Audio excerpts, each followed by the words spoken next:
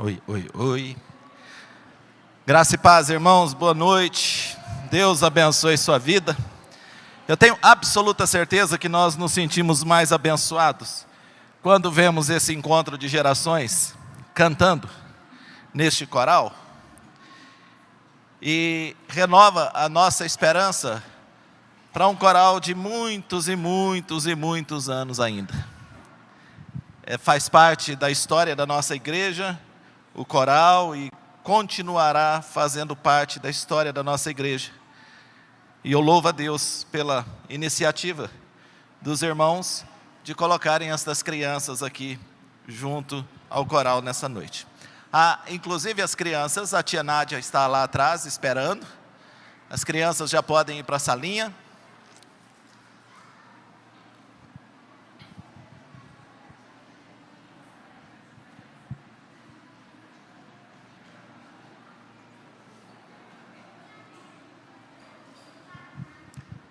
Eu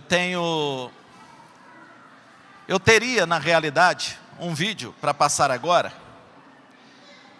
mas eu quero conversar sobre esse vídeo na ceia, no próximo domingo, às 9 horas da manhã. Eu espero que vocês não faltem.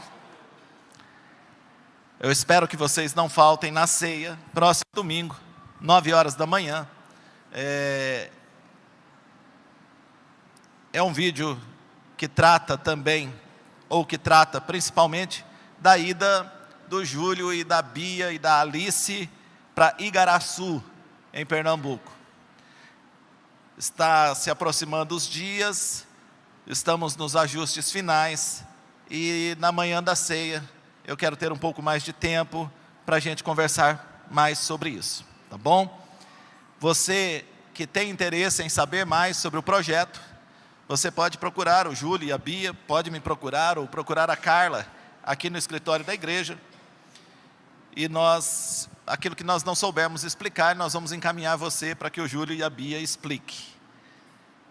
Tá bom?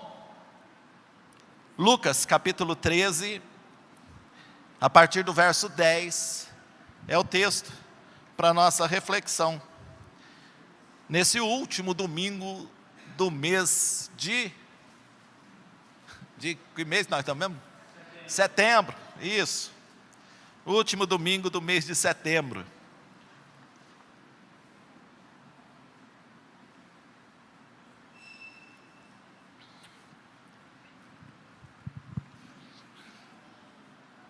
Eu quero, nessa noite, usar essa semente, que é a palavra, para semear no seu coração fé.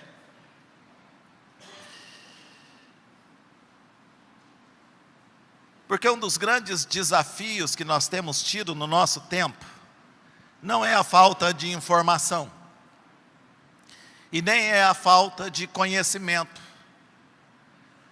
não é a falta de estratégias, nem a falta de modelos de trabalho. O grande desafio que nós temos para esse nosso tempo é a falta de fé.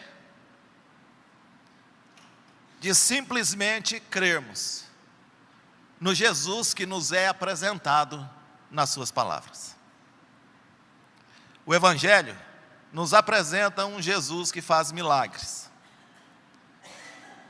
E narra diversas histórias de milagres. Para que eu e você, nos dias difíceis que enfrentamos, espera aí que o Einstein foi fazer uma visita lá na mesa, nos dias difíceis que enfrentamos, nós possamos enfrentar as dificuldades crendo. Não basta saber que Jesus é poderoso, nós precisamos crer. Ô Einstein, do jeito que estava melhor para mim. E eu peço aos irmãos que tenham, até mais do que eu, paciência com o nosso som, porque nós estamos trocamos a mesa, estamos fazendo alguns ajustes. Tínhamos uma mesa que você tinha que dar corda nela para funcionar, essa a gente tem que correr atrás, ela parece um avião. Então nós estamos aprendendo a lidar com ela ainda, você tenha bastante paciência, que até o ano que vem nós vamos estar bem afinadinhos. Vamos lá então, capítulo 13, Lucas, a partir do verso 10. Num sábado, Jesus estava ensinando numa das sinagogas. E chegou ali uma mulher possuída de um espírito de enfermidade. E já havia 18 anos que ela andava encurvada, sem poder se endireitar de modo nenhum. 18 anos. Ao vê-la,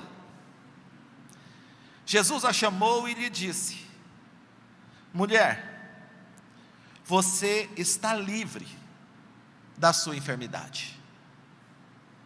E impondo-lhe as mãos, ela imediatamente se endireitou. E sabe o que acontecia? Você está lendo lá atrás. Ela passou a louvar a Deus. Na minha versão, diz que ela dava glória a Deus. Amém? Glória a Deus, irmãos. Louvado seja o Senhor, que nós podemos nos olhar nos olhos essa noite. Louvado seja o Senhor, que levanta a nossa cabeça, que endireita o nosso caminho. Louvado seja o Senhor. Nós temos aqui a história de uma mulher, como tantas outras, sem nome. Não temos o nome dessa mulher registrado. Eu não sei dizer para você quando foi que ela perdeu o nome, mas provavelmente ela perdeu o nome quando o mal que a atingia passou a ser mais visto do que ela mesma. Passou a ser mais percebido do que ela mesma. Essa mulher perde o nome quando ela deixa de ser Maria, quando ela deixa de ser Joana, quando ela deixa de ser Ana, e passa a ser uma encurvada. Uma mulher encurvada. É assim que o evangelista Lucas descreve essa história que ele ouviu. Um dia, uma mulher encurvada, que carregava sobre os ombros o peso de um mal. De um mal que também não é explicado na Bíblia. A gente não sabe como começou a história deste mal há 18 anos antes. Não dá para afirmar que ela começou a encurvar aos poucos. Não dá para afirmar que ela, por alguma queda ou algum motivo, encurvou-se de uma vez. Mas certo é que o inimigo, o diabo, se aproveitava dessa situação constantemente e a oprimia, não permitindo que ela se endireitasse. 18 anos. 18 anos. 18 anos. Sem conseguir olhar para cima. 18 anos sem conseguir colocar uma roupa que a ajustasse, que a deixasse bonita. Afinal de contas, ela andava completamente encurvada. 18 anos sem a possibilidade de um abraço, que é abraço mesmo, que vai além dos braços, que envolve o corpo. 18 anos. 18 anos sendo vista, ora com pena, dó comiseração, ora com desconfiança. Sabe por quê?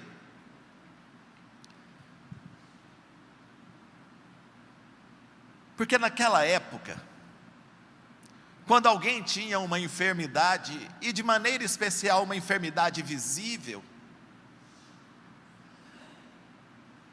eles logo julgavam que algum mal aquela pessoa fez. Por isso, e olha como parece atual, né? Por isso merecia um castigo de Deus.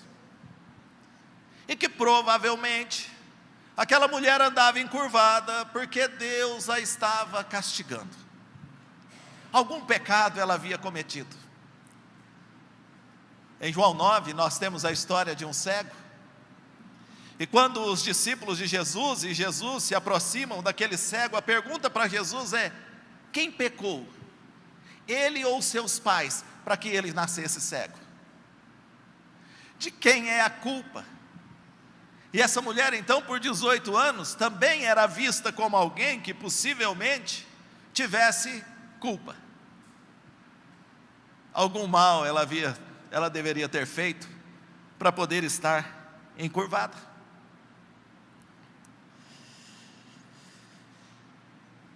Mas apesar das dificuldades desta mulher, e aqui há uma lição profunda para nós, apesar das dificuldades dessa mulher, ela continuava indo ao templo. Gente, apesar de todo o preconceito, de toda a dificuldade, de todos os rótulos, talvez até das dores, apesar da influência maligna judiando da vida dela, ela não deixou de ir à casa do Senhor. Ela não deixou de ir naquele momento à sinagoga. Alguém talvez dissesse para ela: ó, você vai desse jeito? E ela pode ter respondido: sim. Eu não vou deixar que os meus problemas, que as minhas dores, que as minhas dificuldades, ou o julgamento de quem quer que seja, me impeça de ir à casa do Senhor.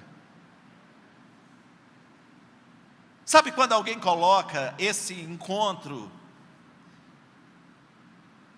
comunitário, encontro de fé, encontro de celebração, lugar de presença e de milagre de Deus como prioridade na vida? Como eu disse hoje pela manhã, que não troca um encontro desse por aniversário, por passeio em shopping, por lançamento de filme, por dorzinha de cabeça, por mal-estar ou qualquer outra coisa, ou porque está quente ou porque está chovendo, porque tem no coração a ideia de que o encontro com os irmãos na comunidade de fé é também um encontro com Deus, e não há encontro nenhum nesse mundo que seja mais importante do que um encontro com Deus. Está certo que isso parece coisa de antigamente, quando se cantava nessa, como é que é mesmo, nessa noite feliz, nesse santo lugar? Nessa noite feliz, neste santo lugar, eu marquei um encontro com Deus. Seu amor é real. Sua paz gozarei. Por quê? Porque este é um encontro com Deus, que é inadiável, que é inegociável, que nada pode substituí-lo. Talvez um dia já foi assim na sua vida. Era o lugar da melhor roupa, era o lugar e o momento esperado durante a semana, era o lugar onde você orava para ir, na expectativa de que naquele lugar algo de maravilhoso acontecesse. É o lugar para onde você carregava as suas dores, as suas angústias, as suas tristezas e derramava diante de Deus no louvor ou na oração. Mas um monte de coisa foi ficando mais importante. Ah, é que eu tenho que estudar. Ah, é que eu tinha que fazer um trabalho. Ah, é que eu tinha que fazer, não tinha. O que aconteceu é que você perdeu a alegria da presença de Deus. Você perdeu a alegria do louvor. Você perdeu a alegria da adoração. Você perdeu a devoção. E aí, esta reunião passa a ser mais uma reunião que talvez entre na sua agenda, caso você não tenha outra coisa mais importante para fazer. Para essa mulher, o encontro com os irmãos na sinagoga era um momento inadiável, inegociável. E ela ia do jeito que ela estava, encurvada, rotulada, desprezada, até ignorada por muita gente. A gente nem sabe dizer se as pessoas davam atenção para aquela mulher na sinagoga. Mas a gente sabe dizer que ela estava no lugar certo, no dia certo, na hora certa. Ela foi. E chegando lá, a história diz que Jesus a viu. Ela não viu Jesus. Era costume.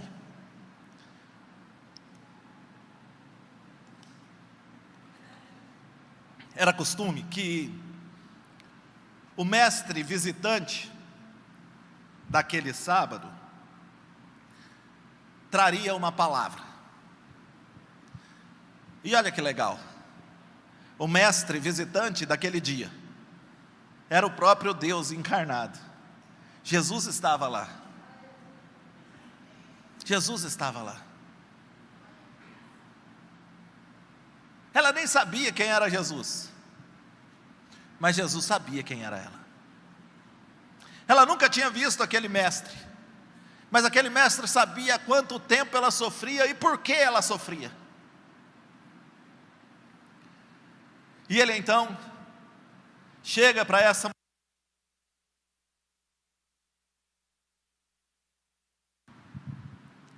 Vamos, Gabriel.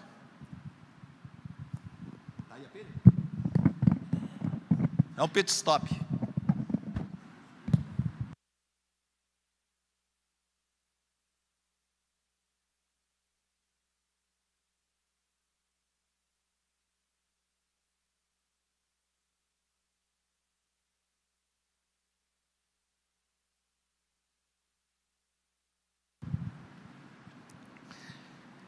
Jesus se aproximou daquela mulher e com toda a autoridade que só Jesus tem,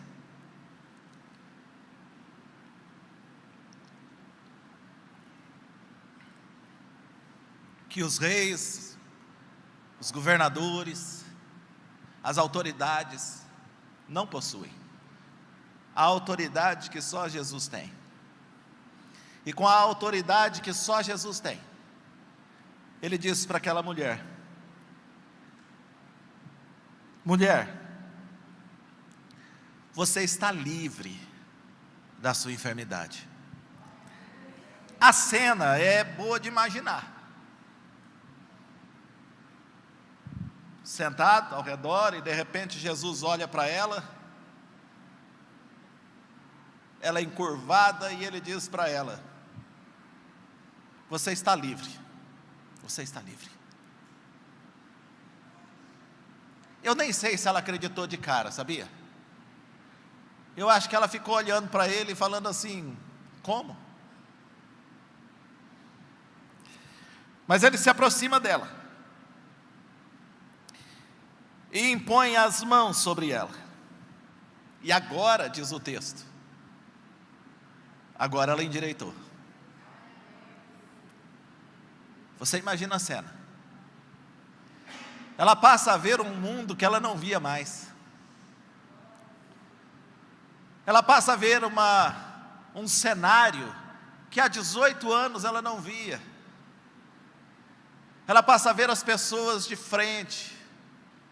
Ela não é mais alguém encurvada, oprimida pelo diabo, não. Ela é uma mulher de cabeça erguida que louva o Senhor.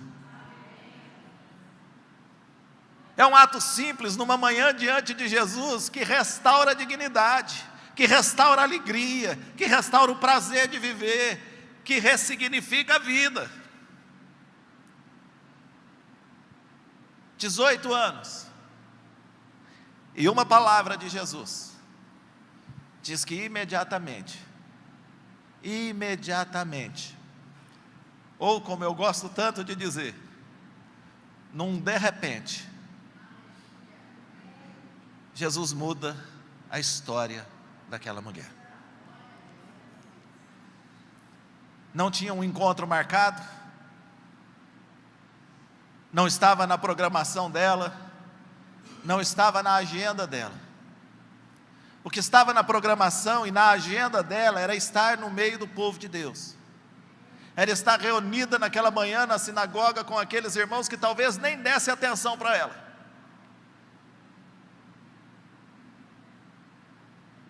E aprove ao Senhor que naquele dia, o Senhor tinha agendado um encontro com ela. O Senhor tinha preparado, programado aquele lugar, aquele cenário, aquele dia para transformar a vida dela. Hoje não é diferente. Hoje não é diferente. A gente não programa onde Jesus está, como estará e o que Ele fará. Mas é importante que a gente esteja.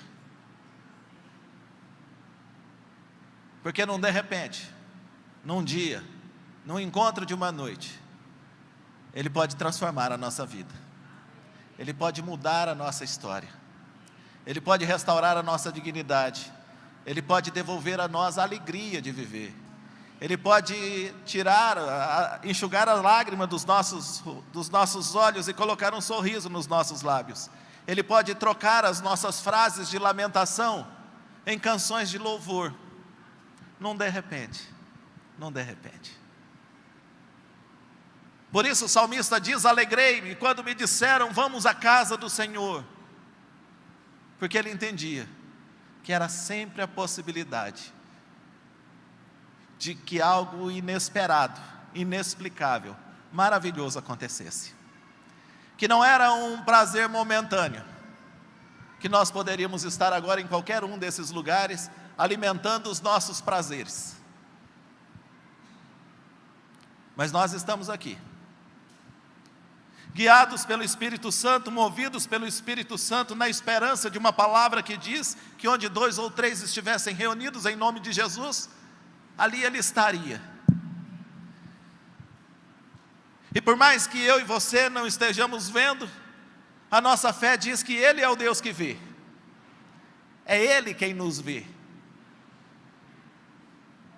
e ao nos ver, Ele pode liberar para nós a mesma palavra que deu a esta mulher. Aquilo que te aflige, já não te afligirá mais. A dor que você sente, talvez você não sentirá mais nessa noite. A angústia que domina a sua alma, pode ser transformada nessa noite na mais pura e grata expressão de louvor. Basta uma palavra dEle, só uma palavra dEle. E é assim que eu e você precisamos caminhar, porque não poucas vezes experimentaremos das dores, das angústias, das tristezas, das aflições, das dificuldades que essa mulher enfrentava. Mas eu e você precisamos caminhar em meio às tempestades da vida, como disse hoje o pastor Pesotti, ao mar encapelado, e ele está desde ontem falando para mim desse mar encapelado, sabendo que por pior que seja o momento que você esteja vivendo, que por maior que seja a luta, a dificuldade, a ventania, a tempestade, Nós cremos que Jesus Cristo é poderoso para transformar essa realidade. Nós cremos que Jesus Cristo é poderoso para operar um milagre. Nós cremos. Ainda que isso não aconteça esse mês ou este ano, ainda que demore 18 anos ou 32 anos, como naquele aleijado. Mas no dia que chegar a hora, basta uma palavra. Uma palavra. E a gente caminha então nessa fé. Que não importa o tempo, não importa o tempo que a gente esteja sofrendo, embora em todo o tempo a gente está sofrendo por alguma coisa. Nem sempre é pela mesma coisa, mas uma coisa é certa e alegra o coração da gente: não tem mal que dure para sempre, não tem milagre que o Senhor não possa operar, não tem impossível para Deus, e que nós teremos aflições neste mundo, mas podemos manter o ânimo, porque Ele já venceu. E a gente se move assim, chora e se consola por essa palavra, se angustia e se alivia com essa palavra, mas não desiste, não para, e melhor, não se desespera. A gente se preocupa, a gente corre atrás, a gente se vira. Para colher tem que plantar mesmo, tem que se virar na vida, mas sempre na esperança de que o Senhor está cuidando de nós, e que a nossa vida pertence a Ele, e que qualquer realidade contrária, Ele pode transformar. Não é bom andar crendo nisso, gente? Não é bom eu e você sabermos que temos um Deus poderoso, um Jesus vivo, que mataram, mas Ele ressuscitou, venceu a morte, o inferno, o pecado. Uma palavra dEle e o diabo se afasta. Não é bom vivermos assim? Então, deixe essa palavra dominar o seu coração e a sua mente, porque caso contrário, o inimigo domina, o adversário domina, o diabo domina. E sabe o que ele faz? Faz a gente acreditar mesmo que nós não temos alternativa, faz a gente acreditar que a gente não presta, faz a gente acreditar que a gente não consegue, faz a gente acreditar que não tem jeito de se livrar das culpas, faz a gente acreditar que nós não temos como nos livrarmos dos pecados, e faz a gente acreditar que a gente está condenado.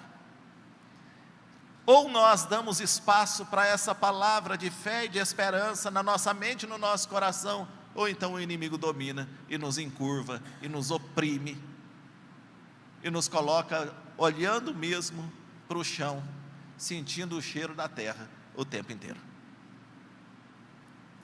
Eu e você temos escolhas todos os dias, e lá ainda nos primeiros livros, há um momento da história, e eu creio que seja com Moisés, o caminho da bênção e da maldição. Você tem a opção. Hoje para nós, a opção da bênção é crermos em Jesus. A opção da maldição é darmos ouvidos ao inimigo, àquele que sugere aos nossos ouvidos que não tem esperança para nós, àquele que sugere aos nossos ouvidos que nós somos fracassados mesmo, àquele que sugere aos nossos ouvidos que não há saída para nós. Ao invés de ouvirmos essas sugestões malignas, poderíamos ouvir a voz do Senhor dizendo: vinde a mim, todos vós que estáis cansados e sobrecarregados, eu tenho alívio para vocês. E ao invés de ouvirem o inimigo, aprendam de mim, aprendam de mim. Hoje, nós podemos escolher qual caminho nós devemos seguir, qual voz nós devemos ouvir. Eu, sinceramente, nessa noite, quero ser visto por Jesus, e quero ouvir a voz de Jesus dizendo: Fabiano, você está livre desse mal, você está livre desse medo, você está livre dessa ansiedade. você está livre desse peso, e nem é o do corpo, é o dos ombros. Eu quero ouvir isso. Eu não quero ouvir a voz do inimigo. Eu quero ouvir a voz de Jesus. E você? A voz de quem você quer ouvir? Vamos orar? Fique em pé, por favor.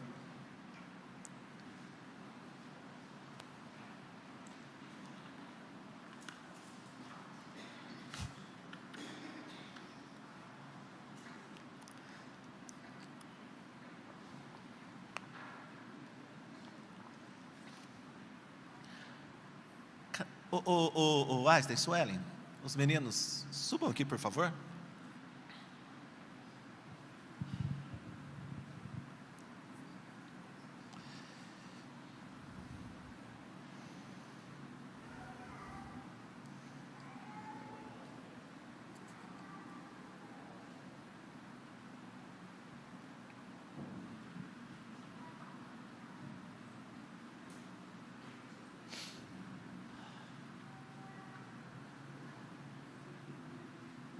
Vocês não vão saber cantar nessa noite feliz, não vai. Mas vamos no grande ao Senhor. Se eu soubesse cantar, eu ia cantar nessa noite feliz. E não é o de Natal, não. É essa que eu falei, que eu lembrei. Mas uma canção que também ministrou bastante ao meu coração nessa noite é quando nós declaramos que grande é o Senhor.